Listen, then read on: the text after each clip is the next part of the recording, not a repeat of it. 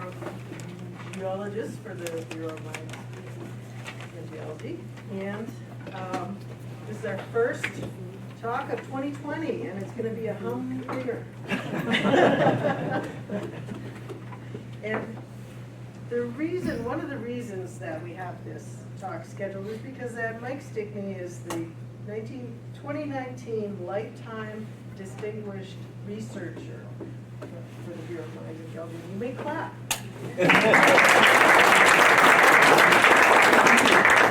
When I say lifetime, I mean more than some lifetimes in here. He's been at the Bureau since 1980. And he is the face of earthquakes in Montana. That anytime anything happens, or anytime a seismic myth needs to be debunked, he is the man who has been keeping us well informed for a very long time. Mike has his bachelor's and master's degree from the University of Montana, and his PhDs from Montana State University, and he was such a good student that he got that without even writing a word. Which is not entirely true. It's an honorary PhD for all the work that he's done, all the good work that he's done. So I'm just going to go ahead and hand it over to Mike, and I'm going to turn off this light. Okay? Yep. Thank you, Colleen, and I guess on that note, that means it's all my fault.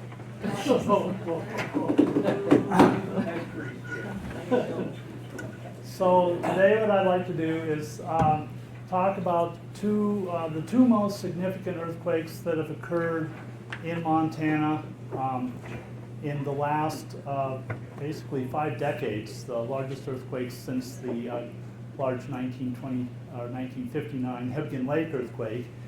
And also a swarm of earthquakes that is ongoing, and just compare and contrast those. The decorative seismogram there on the bottom of the slide is a image of the seismic waves recorded here on campus at the Butte Seismograph Station from the Puerto Rico earthquake that occurred 2.5 days or so ago, showing the various phases. And even in a relatively noisy recording environment like campus here, we got a very nice seismogram. So to begin with, put things in perspective, USGS just released this map of seismic hazard of the United States, and it's a little variation on the way they usually do seismic hazard maps. This one shows the chances of a damaging earthquake, as indicated by warmer colors, in a 100-year period in the U.S.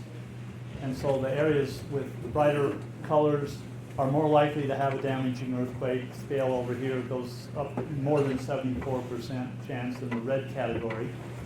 And superimposed on that are populations. The black areas being more than 250 people per square kilometer, and the purple areas 25 to 250 people per square kilometer. And it kind of puts things in perspective. You can barely tell that there are people living in Montana as compared to the east. And even large sections of the high hazard area in California, Nevada, along the west, their populations are quite concentrated where they do exist. So because research funding and even basic seismic monitoring funding is driven in large part by population, even with a high hazard, it's sometimes hard to find money to do the basics. So what concerns us here in Montana? Well, first of all, this map just shows earthquakes in the western U.S. Since 1900. The magenta dots are earthquakes over magnitude 7. As you would expect, most of those occur along the plate boundary between the North American plate and the Pacific plate, known as, which in this section is the San Andreas Fault. The Cascadia subduction zone has been remarkably quiet for the last century, And what concerns us here in Montana is the Intermountain Seismic Belt, which starts down here somewhere around southwest Utah, goes up along the Wasatch Front, northward along the Montana to the Idaho-Wyoming border to Yellowstone, where it apparently splits into two branches, the Centennial Tectonic Belt going to the west, and the northern part of the Intermountain Seismic Belt continuing through western Montana. And it's a seismic belt that's far from a plate boundary, which makes it an interesting place to do studies. Here's a more detailed map of the northern portion of the Intermountain Seismic Belt. This is nearly 60,000 earthquakes located using Montana Regional Seismic Network data since 1982, when we first started publishing earthquake catalogs. And on this map, the magenta earthquakes are those over magnitude 5. And you can see, of course, the southern, or this branch of the Intermountain Seismic Belt headed on south towards Utah, and some of the details of the activity up here in Montana. The earthquakes less than magnitude 3, shown as gray dots, really pretty well define the extent of the most frequent activity along the Intermountain Seismic Belt.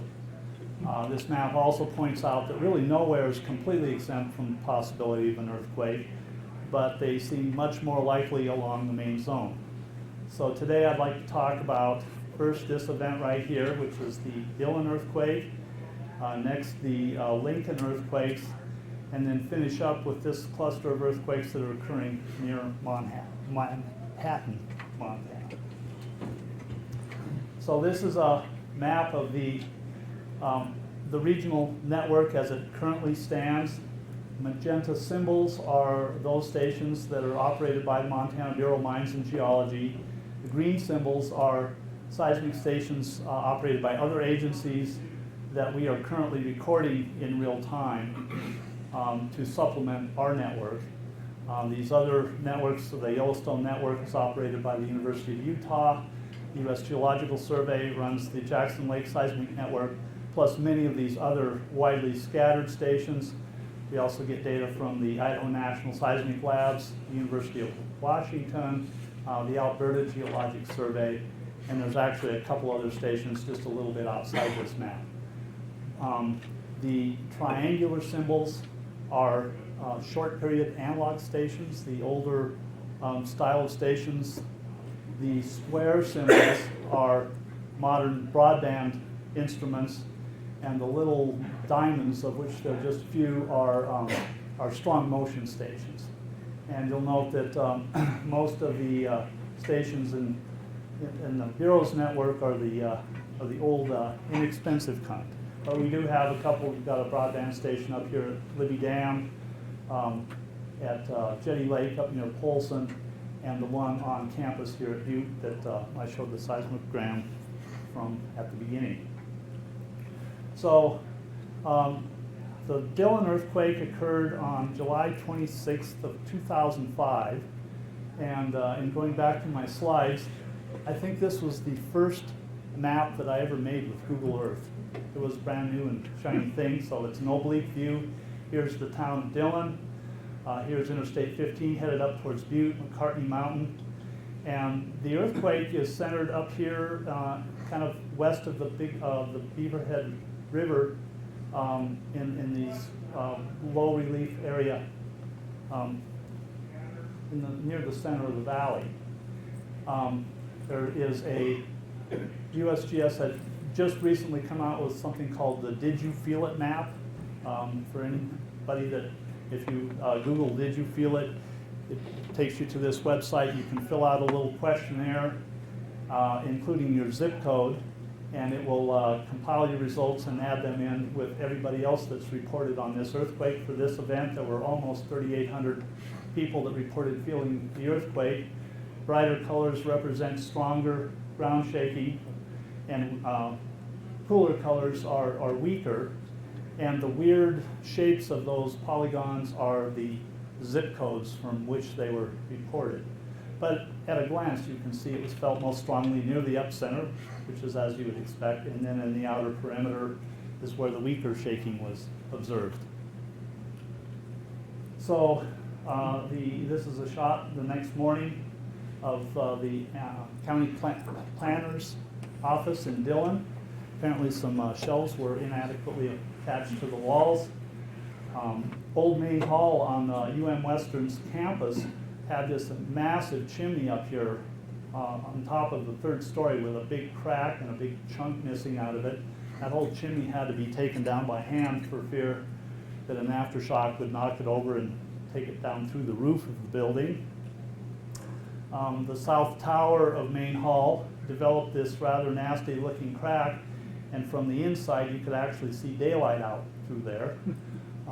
My understanding is that the retrofit to repair this damaged built steel framework inside there was on the order of $1 million of repair. It was, and sometimes it just pays to be flexible during an earthquake.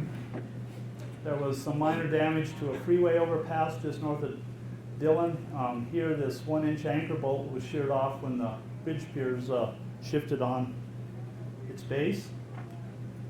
There were also some ground cracks that developed in the epicentral area, such as this one crossing a county road.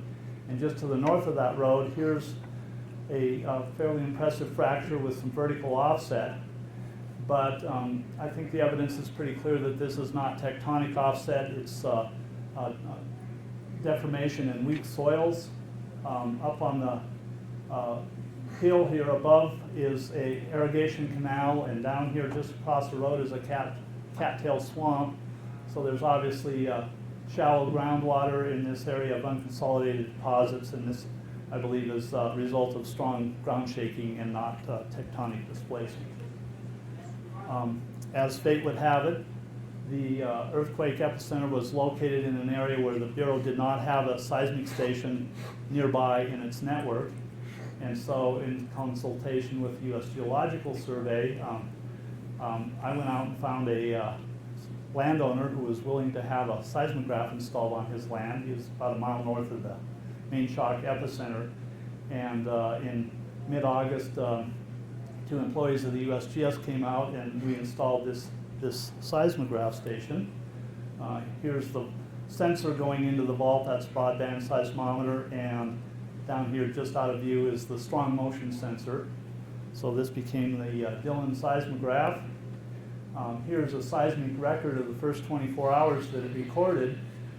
For those that aren't familiar with reading a seismogram, time begins at the upper left-hand corner and follows each line across. Each line is 15 minutes in time, and then stepping down one line is the next 15 minutes, so it's kind of like lines of text on a page of a book. These big spiky looking things here are aftershocks, and there was kind of a weird signal at 7:15 the next morning that went on for about 15 minutes, got pretty big here. Found out later that was the horses that lived in that pasture inspecting our handiwork. Here's a seismogram from the Norris station. So that's called the Bozeman station, but it's really centered near the town of Norris, west of Bozeman, showing the main shock, which begins right here. It's this big black thing that goes completely off scale on this recording and continues to the end of the page, shows up as the red line over here. The ground shaking at low frequency, low amplitude and low frequency, went on for almost 45 minutes at this site. And you can see the large aftershocks occurring frequently in the early hours after the main shock, and then already dying out in the latter half of the record. It's one of the characteristics of a typical aftershock sequence. You have a lot of activity immediately after the earthquake, and then it decays away with time. After recording about 4.5 years of data, we made this cumulative number of events versus magnitude plot, simply taking the number of earthquakes larger than or equal to a specific magnitude and plotting those points up along here. And what you find is they typically follow along a pretty straight linear line until some point where they break and roll over. This happens to be at magnitude 1, and that is considered to be the threshold of completeness. That tells us that our seismic network is successfully detecting and locating all earthquakes in that sequence larger than magnitude 1. When the earthquakes get smaller than that, they're still occurring, but you're getting an incomplete sampling of those really tiny events. Now the slope of this curve, which is represented by this number minus 0.82, is called the B value. It's the describes the relative number of large versus small earthquakes, the ratio of large to small earthquakes. B values in the minus 1.5 to minus 0.5 range are fairly typical for crustal earthquakes. Another way to look at this data is through something called the look at the decay rate. In this plot, we simply took earthquakes larger than magnitude 1, for which we believe we were complete, and plot the number of earthquakes of that size or larger each day, shown as the black dots. And this goes out to 120 days, so what's that, 3-4 months, and you can see that it actually fits a fairly decent curve there, which is described by this equation. And this number up here, this exponent, is called the productivity, and it just describes the intrinsic number of aftershocks that are generated in a typical or in a aftershock sequence. And just for reference, in Southern California, these values typically range from about minus 0.5 to minus 0.1. It's pure coincidence that happens to be about the same value as the B, the same number as the B value. But it tells us that this was a relatively normal aftershock sequence in that respect. This is a timeline beginning with the main shock and going through 2012. And each dot with the vertical line is the magnitude and time or date of an earthquake. See the magnitude 5.6 main shock occurred here with lots of aftershock activity in the early days and months after that, and then decreasing slowly with time. And this curve that comes across the plot is simply the cumulative number of earthquakes. And as expected, the curve is very steep when lots of earthquakes are occurring early on, and then it starts to flatten out and eventually roll over. One of the unusual aspects was that there was about a 4.5-year period where that curve was quite linear. It didn't appear that the aftershock activity was dying down as time passed. It was just continuing on at a fairly steady rate. You get the hint right here that it's starting to roll over, and in fact, we are now what I describe as background levels of activity. So for whatever reason, it took a period where it was just continuing on. Once we got the seismograph station installed near the epicenter, we were able to determine hypocenter depths pretty accurately. And this is just a histogram showing, for well-located earthquakes, the depth below the surface that those earthquakes were occurring. And clearly, most of the activity was kind of in this 9 to 11 kilometer depth range. It tails off rather quickly as you go shallower or deeper. This map shows the first year of aftershock activity. We've located a little over 1,000 earthquakes at that point. The black star shows the main shock epicenter. The red triangle is the new seismic station. And this black line is a line of cross-section. The next figure will just show that those aftershocks looking northward in cross-section. So here's the top surface of the Earth going down to 20 kilometers in depth. The red star is the main shock hypocenter at about 10 kilometers depth. The red dots are the larger earthquakes that occurred during the first 24 hours, so the early aftershocks. And then the black dots are later earthquakes. I should have pointed out on that last slide that there's kind of a patch of activity over here. There was actually a magnitude 4 aftershock that seemed to have its own aftershock sequence and sort of stood out away from the main body of the of the aftershocks, and in cross-section, that's this cluster of earthquake activity right here.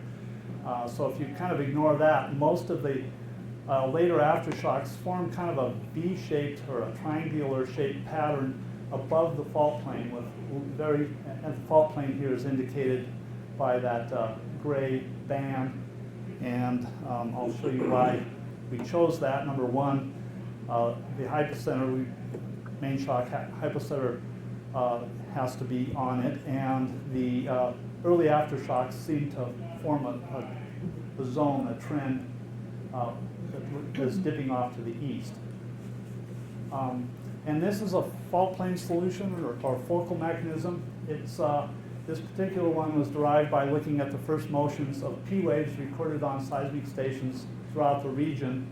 You're looking at the lower hemisphere, the bowl, if you will, and each of these plus symbols is a place where a seismic ray pierced that sphere that had an upward first motion on a seismograph. The circles were downward first motions, and then these two great circles divide those first motions up into opposing quadrants. Dilatations here, compressions on these outer sides. This little tiny quadrant right here didn't have any data in it, but this is the pattern that you would expect for a normal faulting earthquake. A dipping plane with the top side slipping down relative to the lower plane. Now, either of these nodal planes could represent the fault plane. You need some other kind of geologic evidence to suggest which of those it is. And based on the trend of the aftershocks, we chose this nearly north-south trending plane that's dipping off to the east as the fault plane. And so the census slip, it wasn't pure normal slip, there was a component of oblique slip, so there was a little bit of sideways motion, mostly up and down though. And so this arrow is the direction that upper block slipped relative to the lower block. So for the first 24 hours, we computed a bunch of these focal mechanisms. Here's the main shock showing normal faulting, and many of the other ones look similar, but there's a few in here like that one and that one that have a completely different pattern. That crossing pattern indicates the strike slip movement, and you can see there are other, there's a variety of different focal mechanisms in there. So it's already getting complicated as far as it's not all occurring on a single fault, I guess is the moral of that story. Another thing I forgot to point out on the fault plane solution, once you solve this fault plane solution, you could cause slip on either of these planes by either pulling horizontally in the direction of that T, that's the tension axis, the axis of minimum compressive stress, or pushing vertically, in this case almost vertically, on that would be the pressure axis or the axis of maximum compressive stress. So even if you can't tell which of those nodal planes represents the fault plane, you know how you would have to squeeze or stretch the earth to cause slip on those planes. And by all those focal mechanisms that I showed in the previous slide, you compile all those P and T axes, and they form a very distinct pattern here that here are the actual T axes contoured, and then a rose diagram, and it looks like the stress field driving this earthquake sequence was extension, near horizontal extension in the north 55 east, south 55 west direction. And for the P axes, they form this pattern, kind of a belt of orientations from northwest to southeast, and the mechanisms with P axes up here or down here would be strike slip. They'd be normal faulting if they're near the center of the plot, and the intermediate ones would be oblique slip. So there's a whole range of focal mechanisms, but they're responding to this northeast-southwest extension. So here's a plot of the aftershocks during the first 24 hours. Main shock is the star, and the dimensions of that aftershock distribution is about 5.5 by 3.25 kilometers. We used these dimensions, together with the fault plane dip estimated from the focal mechanism and the depth of the hypocenter, to come up with this model for a fault plane that slipped during the main shock. We took that fault model, plugged it into some software called Coulomb, which calculates the static stress changes as a result of slip on that plane. And this is a map view looking down. You see, it's hard to tell what's going on. This little rectangular patch is the fault plane. This green line is where, if you project that fault plane up to the surface, where it would daylight. And this is looking at the stress changes on a slice at 10 kilometers depth, so just about the depth of the main shock. But this cross section, AB, shown here, so we'd be looking north. Here's the fault we modeled, and the red areas show increases in dilatational strain. The blue areas show decreases in dilatational strain. And to my amazement, more than 90% of the aftershocks occurred in this area where stresses increased. And there's very little seismicity, aftershock seismicity, in the regions where strain energy decreased. And you might ask, well, how come it increased down here, but there aren't any earthquakes? Well, we're at about 15 kilometers depth, and that's the depth in this area where we believe that greater than that depth, the rocks become semi-plastic, and at the strain rates applied, they don't fail brittly. So this was the quadrant where all the aftershock activity occurred. Did a cluster analysis on the aftershocks. You can see that it's not just one big blob, but there's other concentrations. This is that little sub-sequence that I mentioned. And it looks kind of like a lot of the aftershock activity was concentrated off the ends of the fault plane that we estimated from the other data. So that's the Dillon earthquake.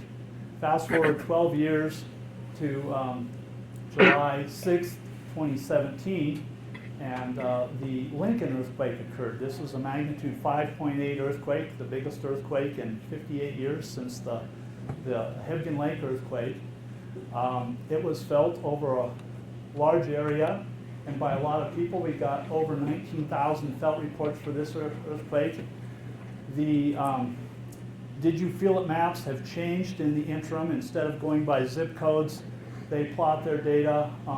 They do geocoding of the data and plot their felt responses in 6 or 10 kilometer blocks, so basically something the size of a township.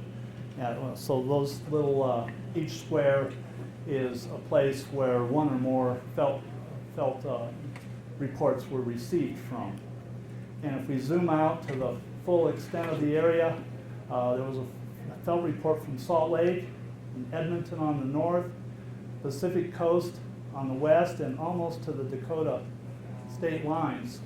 So it was felt over a vast area. Again, you can see that most of the stronger intensities are close to the epicenter, which makes sense. Again, there was some ground cracking in the epicentral area. This is not tectonic faulting. This is, you can see this was some road fill that slumped in response to strong ground shaking. And it made some messes in stores. This happened to be in Helena, but there were things off the shelves here in Butte as well. Catch up in mustard.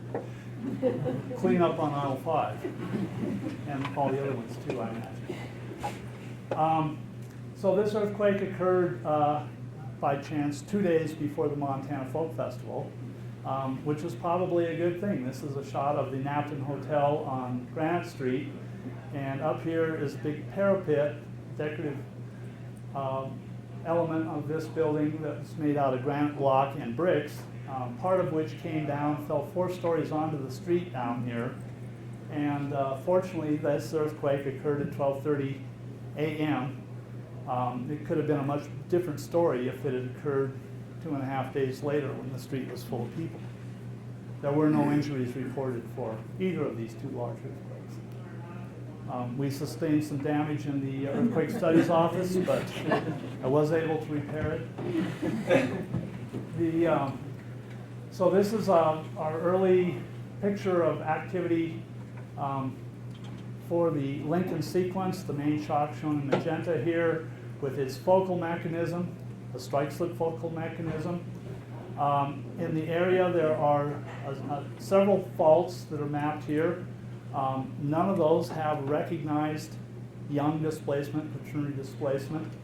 They're not recognized as active faults, but they do form a part of a big northwest trending fault zone that goes from Helena all the way to Coeur d'Alene, Idaho, known as the Lewis and Clark line. Other things to point out here, as per character, this earthquake occurred in a hole in our network. We did not have a seismic station near the epicenter. We had one up here on Lime Mountain, one down here at Mount Belmont, northwest of Helena, near Marysville. And just off the map, there's one over here near Orlando and one down here near Elliston. So we had the epicenters well surrounded by stations, but nothing in close. The USGS mobilized and installed 3 stations. Had the first one running within about 36 hours of the main shock. Installed that here near the Lincoln Airport. Another one down here by Helmville, and the third one right up along the Continental Divide near the aftershock sequence. And so those really improved our depth resolution and precision with which we could locate those earthquakes.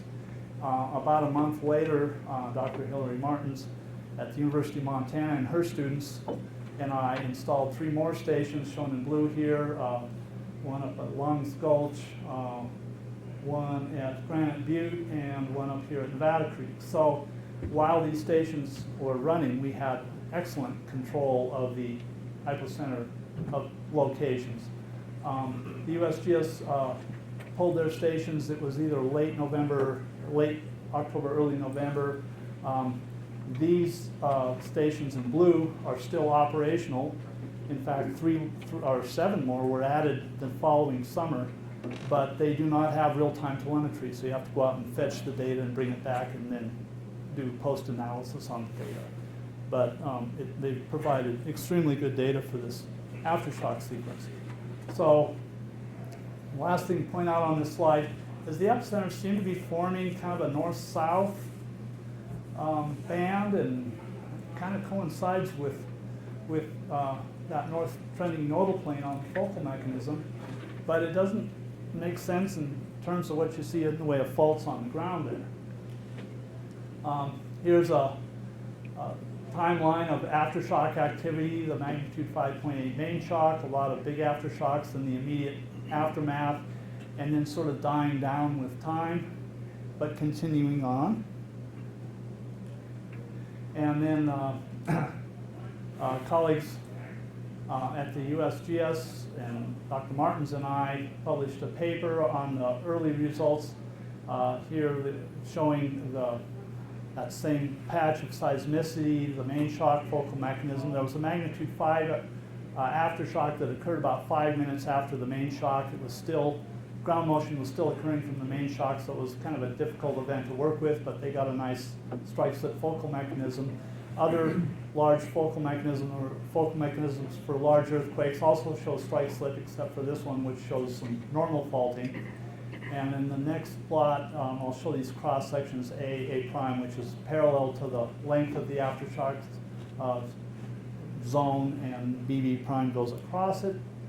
So in the top panels here, we think this is probably the fault plane that slipped about 8 kilometers by 8 kilometers with perhaps a half a meter of slip on it. And then, so that's looking broadside to the fault. And here are the aftershocks looking kind of down the length of the fault. Just displayed as a function of magnitude here and as a function of time in the bottom. Here the aftershocks seem to be peaking at about 12 kilometers depth. Another change in the interim is that these are relative to sea level rather than the average ground surface. And so this is fairly high elevation country, probably 2 kilometers above sea level. So these are occurring, the peak of aftershock depth activity was on the order of 14 kilometers or so below the surface. So Ellen Smith is Dr. Martin's graduate student who is doing her thesis on this data set. In fact, I'm going to her thesis defense tomorrow. And here's just sort of the raw data. These are, I forget the exact number, it's like 1,500 aftershocks plotted by time here. And later in the sequence, when the seismographic coverage was better, you can see they're pretty concentrated in this area. But there are clusters of activity that extend mostly to the west, but slightly to the east of that main zone of activity. And so to get better resolution of what's going on there, Ellen applied some software called HypoDD. It does double difference locations. It finds clusters of earthquakes that appear to be close in space, and then locates those events relative to each other. And so it increases the precision of those locations. And so here's the main shock is the yellow star, main aftershock zone. But then there are these other smaller clusters of activity around it. And this is a map view of the data. The next one will just be an east-west cross-section, so we'll be looking north at the same set of data. Here's the ground surface up here, 30 kilometers depth. We're looking north. Here's that main shock zone. But then these other little linear clusters of activity both to the east and to the west of that main zone. When you look a little more at some of those clusters in detail with focal mechanisms, the main shock cluster is up here, all strike slip events. This cluster number 2, which was close to but just above the main shock zone, is about 1 kilometer in length. Every single focal mechanism shows that same pattern, consistent with left lateral slip on a north trending fault. Some of the other ones aren't quite as clear cut, but the majority of the focal mechanisms here are consistent with left lateral strike slip faulting on small northerly trending faults. The question is, what is all this north trending faulting doing in a big east-west right lateral shear zone? And Ellen's answer to that is bookshelf faulting. These bounding blocks could be major faults within the Lewis and Clark zone that are experiencing right lateral shear, and smaller blocks caught in between as the bounding blocks shear, or you extend the whole area, you induce left lateral slip on northerly trending faults.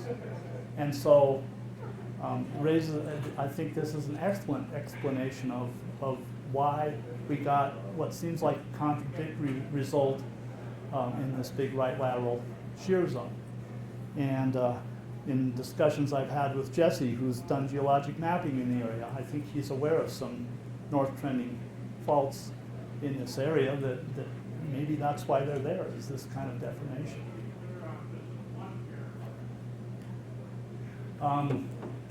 Her P and T axis orientations are consistent with this northeast southwest extension that we seem to observe throughout most of western Montana.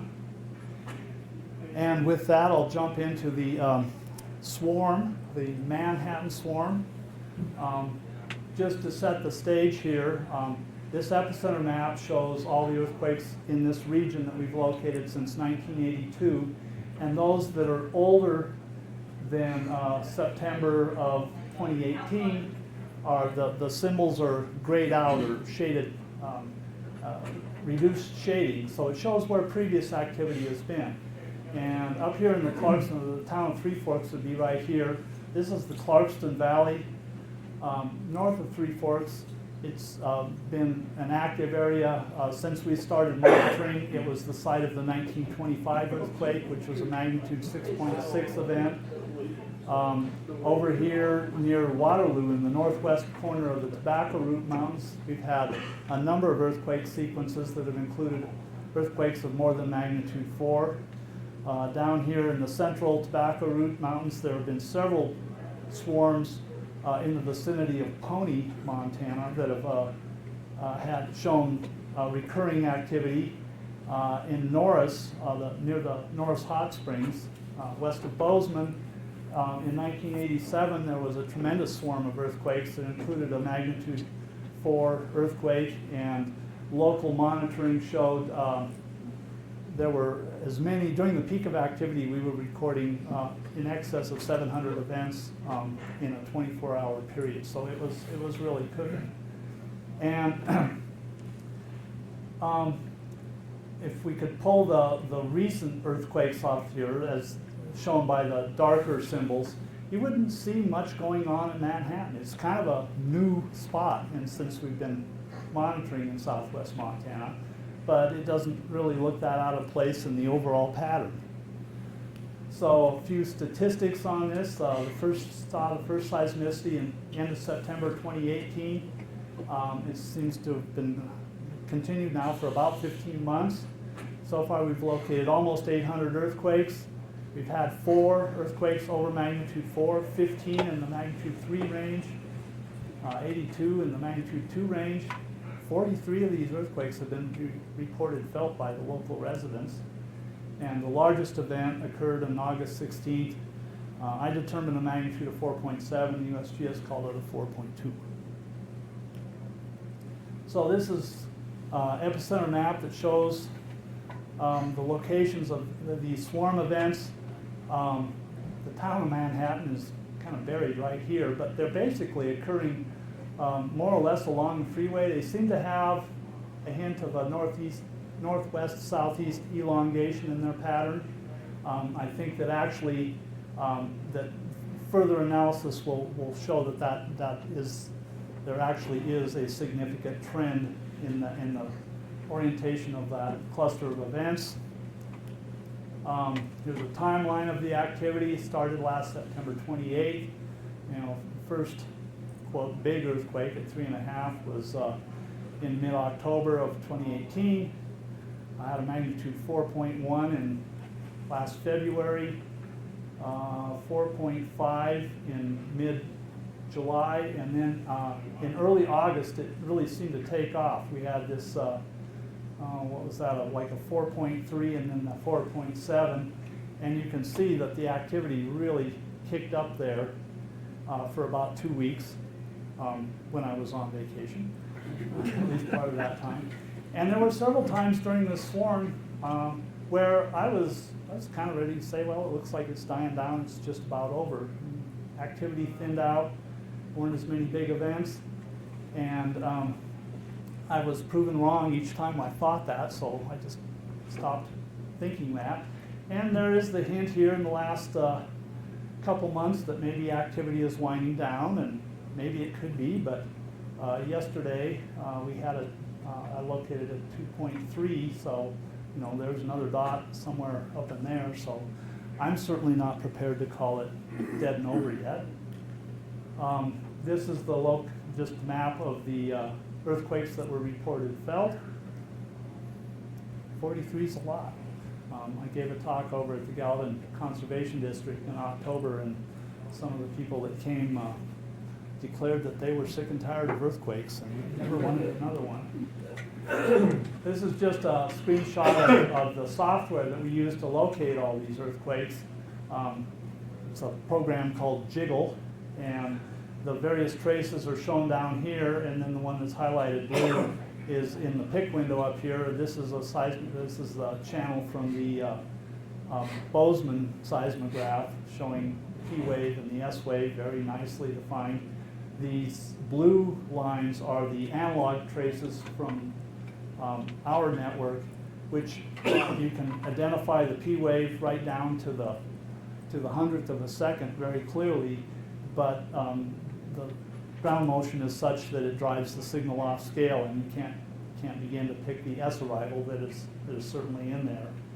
And then the brown channels at the bottom are strong motion instruments that that only pick up the stronger earthquakes. They're not sensitive enough to see the small events, but they will stay on scale for any earthquake that might come along.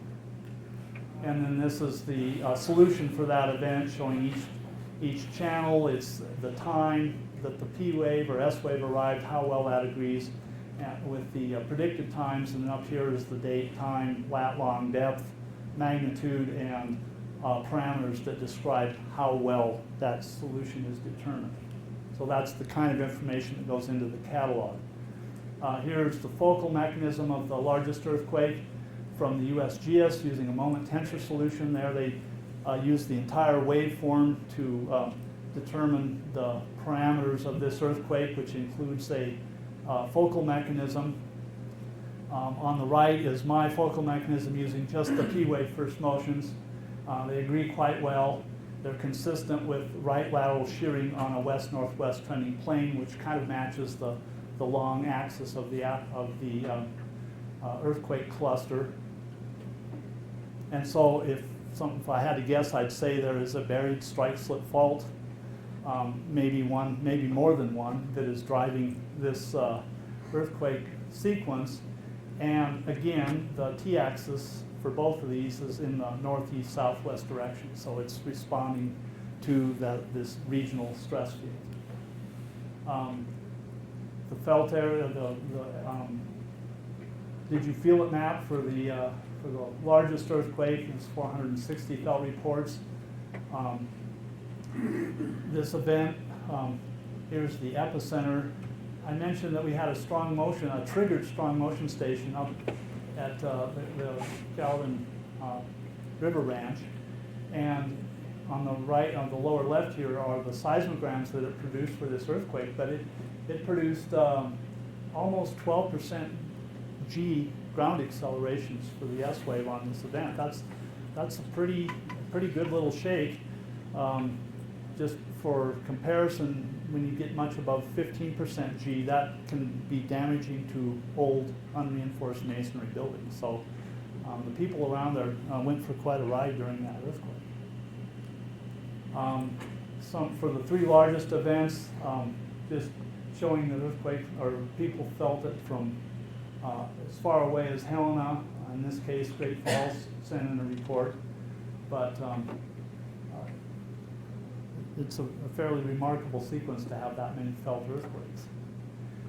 And kind of a closing thought here. This is a map that shows the known Holocene faults shown in red, slightly older faults in the orange color, and even older but still potentially active faults in black, and the locations of the Dillon earthquake, the Lincoln earthquake, and the Manhattan sequence. And it seems like these moderate-sized earthquakes are looking for the holes not only in our seismic network but also in the fault maps to occur. It's becoming more complete. Well, give it time; it'll all fill in. This map just shows those same faults on the background of seismicity, and also included in green are the faults from the Lewis and Clark zone. Perhaps they're filling in some of that missing young faults up to the northwest of Helena in the Lewis and Clark zone. Additional geologic mapping, and especially new LIDAR coverage may shed some light on whether there are indeed active faults we can see in this part. If there are, I expect them to be strike-slip. Before the Lincoln earthquake, I would have bet that they would be northwest trending, but now I can believe northeast trending just as well. So it's an interesting place to study with a lot of unanswered questions. And with that, one more here. This is just a timeline of earthquakes over magnitude 5 in Montana's recorded history. It's certainly possible that we may be missing some few earthquakes before 1900 when written records weren't terribly complete, but we're pretty sure we've got them since then. Here's the 1925 Clarkston Valley earthquake, the 1935 Helena earthquakes, 1947 Southern Gravelly Range earthquake, Hebgen Lake, magnitude 7.3 and its big aftershocks, a late aftershock to Hebgen Lake. And then it kind of quieted down. The shaded area shows when the Earthquake Studies Office has operated. And I think we've done a pretty good job of preventing earthquakes. Alternatively, maybe this upward trend is not a good sign. So I'd be happy to answer any questions.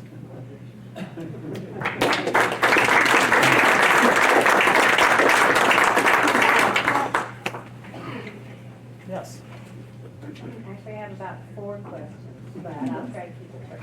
So all the water that's in our mines, Uh-huh. do you think that would help or hurt us? And now since you said about the book shift idea, would that influence that? Well, my best guess is that the water isn't going to influence, in the mines isn't probably going to influence earthquake activity. And I say that because, as you saw from some of the cross sections, most of the earthquakes are occurring more than 5 kilometers below the surface. And the deepest mines here are, what, on the order of 1.5, 2 kilometers. So really, all that flooding of those workings are way up in the shallow crust compared to where we typically see earthquake activity. So is the granite we're sitting on, do you think that makes us safer or does it make us worse? Well, all things being equal, the shaking on, if you're on granite or bedrock of any kind, would be less than if you're out in a valley that has a lot of unconsolidated alluvium in it. And the liquefaction. And how much of a, we know how 7.6, 6.4, what do you think would take us for the whole town to look? No, well, I'll use a historic example. The 1935 earthquakes were centered probably quite close to downtown Helena, probably within 5 miles at the most. And a magnitude 6.3 earthquake caused structural damage to 60% of the buildings in Helena. There were only a few of them that absolutely, completely collapsed, one of which was a wing of the brand new high school. But in general, masonry buildings, especially older ones, don't fare well in strong ground shaking. So if we had a magnitude 6 earthquake in this valley, we'd have trouble on our hands. And one last question. Sure. I'm hoping that all the mine shafts with the wooden pilings are now mineralized and so they're part of rock. But if we had that 6.9 that for the old masonry, would that also collapse the underground? My kind of gut reaction is that I don't think there would be that much effect for the deeper workings, that it would be the very shallowest workings where we sometimes have subsidence problems without any shaking, where you might see some collapsing and stoping in. But I don't think the Butte Hill is going to collapse wholesale. There might be some localized subsidence if things really should. Weren't there people working underground when these earthquakes happened and they reported they didn't even feel it? There are multiple reports from not only the 59 earthquake, but going all the way back where there have been underground shifts of miners who either didn't notice the earthquake or barely felt it because they were down below the free surface of the earth. So. And one last thing, Yellowstone. I get the impression the caldera will blow like this, so it's not really gonna I mean, a major caldera eruption, since it hasn't built itself a volcano, it's basically a high plateau. Presumably, a major eruption would be directed primarily upward. but not really outward to affect all. Well,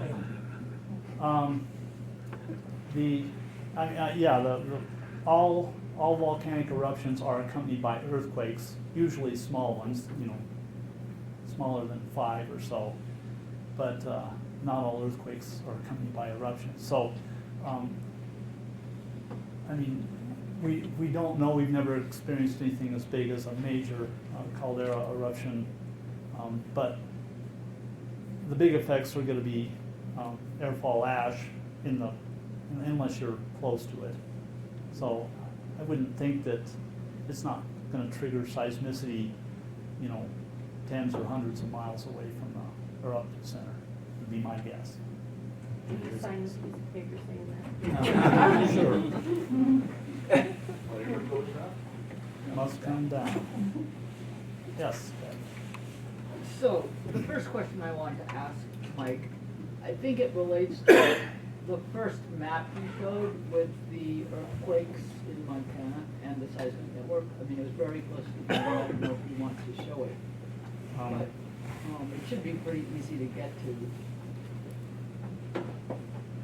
They just go like all the way back to the top, and yeah, that one. So, the question I have is, do seismometers cause earthquakes? Now Montana is a very low population density place, and people probably have to feel earthquake or have to notice it on a more distant seismometer. So if we had probably the threshold for observing earthquake in the area that a lot are shown and you have a lot of seismometers is lower than the threshold is for mapping them when they're sort of out there in the middle of nowhere, sort of between Billings and Glendive, just to pick. It is a well-known fact that seismometers do produce small earthquakes, because until you put the seismometers out there, you never see small earthquakes. And yes, you're right. The coverage is not uniform. For our network is concentrated where we have most of our activity, and there certainly are more small earthquakes occurring in eastern Montana than that map would show. For the very reason you state, there aren't enough stations out there to detect magnitude 1s in central Montana. And 2s as well, or is it basically magnitude 1s? I think with the stations we have out there now, the stations that exist there, and most of those are USGS stations, but the design of the USGS backbone network for the lower 48 states is to be able to detect and locate all earthquakes above magnitude 2.5. And I believe that we would see magnitude 2s and probably be able to locate them. Get down much lower than that, then it starts getting iffy. Okay, so then the second question relates to the young lady's study of the Lincoln earthquakes. Mhm. And you showed the graph where it was the number of days since the earthquake, and the big clump of things was a long number of days, if I read that correctly, a long number of days since the original shock. That plot is gonna. Let's see here. Is it that one? No, actually, well, no, you had a graph where I thought it was number of days since the shock up one side, and then it was easting and westing or something. Okay. Or northing, easting and northing. Is it like that one, or? I think it was like that one. I think that one, yeah. I think it was that one. Is that, the days is the color. Yes. I was afraid that the days is the color. Yeah, the more recent the earthquake, the redder they are. More recent, but the closer they are to the original shock, right? The bluer they are. Well, yes, that would be correct. In time. Mhm. And the question I have on this one relates to my first question. So the very first earthquake, there were almost no seismometers anywhere close by. Then there was the other 3 or 4 stations put in by the USGS, and a month later, there was 3 stations put in, and then a year later, there was Even 7 more. more stations put in. So it seems that you'd be able to capture a lot more earthquakes more recently, and somewhere on that timeline, you are getting pretty low in magnitude for what you can see. And what we see, from the threshold of completeness analysis we did for this area, as in other parts of our network, it's right around magnitude 1, maybe 1.2 that we feel that's our threshold of completeness, even without the additional seismic stations that are temporary seismic stations. And Ellen's analysis she used the data from those stations to supplement the earthquakes that we had already located. And you're certainly right, there are many, many smaller earthquakes that are detected and are locatable using that data set, but that has not been done yet. That's probably a master's thesis just waiting to happen if the right student comes along. So it is true that the detection threshold changed as you put in more stations, you're able to do more, and the locations are more accurate and typically tend to cluster or clump together more tightly. Yes? So you mentioned for the Dillon earthquake that the absence of earthquakes below a certain depth is indicative of the position of the vertical transition. That's my story. I was just curious, because if you look at the Lincoln earthquake, just based on that, you put the vertical transition at a higher depth of 20 kilometers. You're right. We do get what appear to be well-resolved focal or hypocenter depths approaching 20 kilometers for Lincoln. And I don't have a plot that shows it, but just north of Lincoln in the southern Swan Range, there's an area that's been historically seismically active. And there we've seen what I believe are well-resolved focal depths down to 24, 26 kilometers, unusually deep. And they're sort of restricted to an area between the Mission Range on the west to not quite out to the Rocky Mountain front and north, generally north of the northernmost fault in the Lewis and Clark line. So that, there's a fair-sized area there where we have seen what seem to be unusually large depths. And then there's just a few scattered pockets around Lincoln and Elliston where we see stuff that looks like it's going down to 20. And there's another unsolved problem, but I think that the depth control is good enough to say that they're real. Has anyone looked at the maximum depth of earthquakes across the state? Oh, they've actually done it across the western U.S. And it varies from place to place by 5-ish kilometers.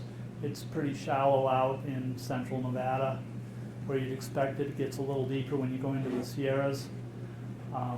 But 15 to 18 kilometers is a pretty good average for most seismicity in the western U.S.